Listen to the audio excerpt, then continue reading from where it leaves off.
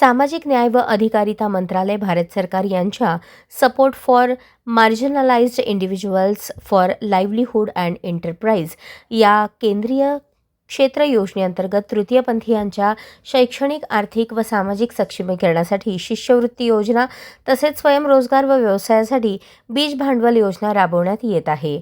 पात्र तृतीयपंथीयांनी या योजनांचा लाभ घेण्यासाठी अर्ज करावेत असे आवाहन सहाय्यक आयुक्त समाज कल्याण सोलापूर यांच्या वतीने करण्यात आले आहे।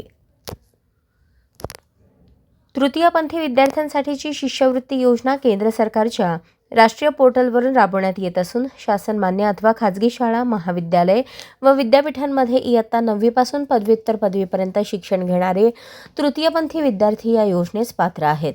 अर्जदार भारतीय नागरिक असणे तसेच सामाजिक न्याय व अधिकारिता मंत्रालयाच्या राष्ट्रीय पोर्टलवरून जारी करण्यात आलेले तृतीयपंथी ओळख प्रमाणपत्र असणे आवश्यक आहे।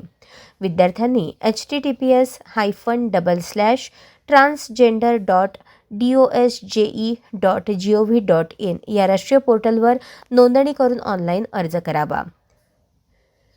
केंद्र किंवा राज्य शासनाच्या अन्य शिष्यवृत्तीचा लाभ घेणाऱ्या विद्यार्थ्यांना या योजनेचा लाभ अनुज्ञेय राहणार नाही। मॅट्रिक पूर्व व मॅट्रिकोत्तर शिक्षण घेणाऱ्या विद्यार्थ्यांना प्रतिवर्ष 13,500 इतकी शिष्यवृत्ती देण्यात येणार असून लाभार्थ्यांचे आधार संलग्न बँक खाते असणे आवश्यक आहे।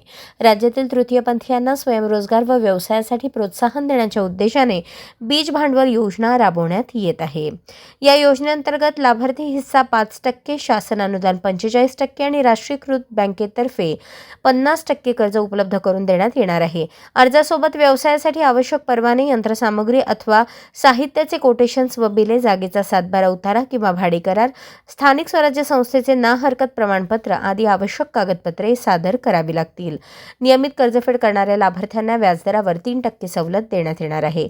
इच्छुक लाभार्थ्यांनी शासनाने विहित केलेल्या नमुन्यातील अर्ज आवश्यक कागदपत्रांसह सहाय्यक आयुक्त समाज कल्याण कार्यालय, डॉ. बाबासाहेब आंबेडकर सामाजिक न्याय भवन, 7 रस्ता सोलापूर येथे सादर करावेत। तसेच योजनेविषयी अधिक माहितीसाठी कार्यालयाशी संपर्क साधावा असे आवाहन सहाय्यक आयुक्त समाज कल्याण सोलापूर सुलोचना सोनवणे यांनी केले आहे। अशाच नवनवीन अपडेटसाठी जनता राज्य न्यूज चॅनलला सबस्क्राईब करा, लाईक करा आणि शेअर करायला विसरू नका।